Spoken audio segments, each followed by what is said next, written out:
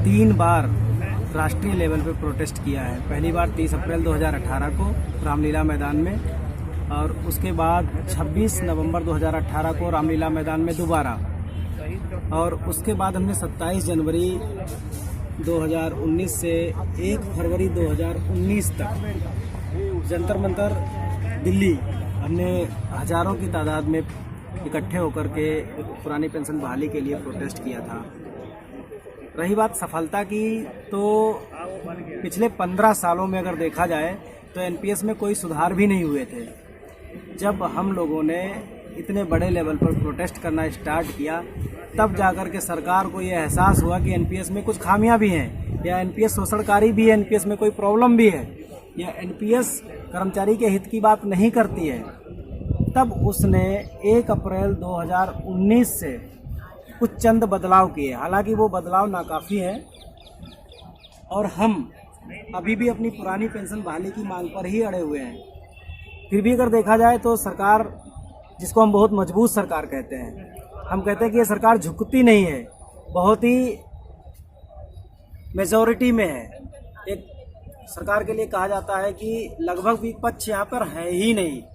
बावजूद उसके इसी मोदी सरकार ने एनपीएस में अमेंडमेंट करने के लिए मजबूर हो गई।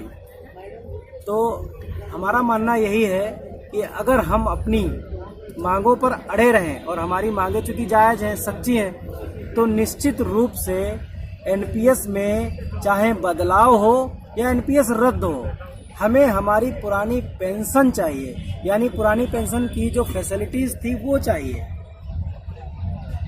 अगर देखा जाए तो सरकार ने रिटायरमेंट पर मिलने वाले टोटल कॉर्पस के 60% को टैक्स फ्री कर दिया, जो कि पहले टैक्स फ्री था ही नहीं। उसके बाद सरकार ने अपना कंट्रीब्यूशन 40% बढ़ा दिया, यानी 10 से बढ़ा करके 14 कर दिया, और उस 40% कंट्रीब्यूशन बढ़ाने पर सरकार के ऊपर कम से कम 14,000 करोड़ रुपए का सालाना एक्स्ट्रा खर्च बढ़ा है, बोझ बढ़ा है उस पर। तो ये कोई छोटा मोटा फैसला नहीं है, बहुत बड़ा फैसला है।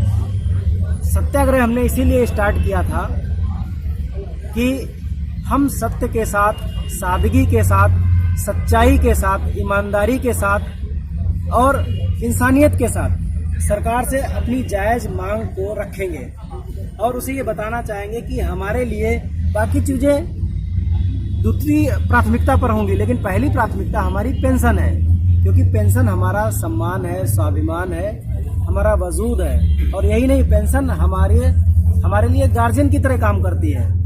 और एनपीएस में वो सोशल सिक्योरिटी की गारंटी नहीं है, सरकार गारंटी दे दे, कोई बहुत बड़ा इशू भी नहीं है। अगर सरकार इसी एनपीएस पर हमें रिटायरमेंट के टाइम 20 साल की नौकरी के बाद लास्ट बेसिक की हाफ प्लस डीए की फैसिलिटी दे दे, तो निश्चित रूप से यही कल्याणकारी व्यवस्था बन जाएगी। सरकार को बस समझने की ज़रूरत है कि कर्मचारियों को किस तरह से उनका हक दिया जा सकता है।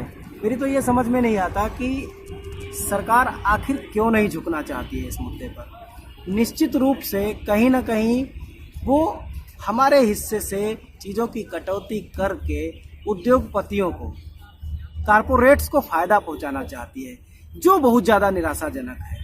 अगर कल को कहीं मार्केट में कोई ऐसा फेरबदल हुआ, नुकसान हुआ, तो उसके लिए केवल कर्मचारी नहीं भुगतेगा, उसका खामियाजा पूरे देश को भुगतना पड़ेगा।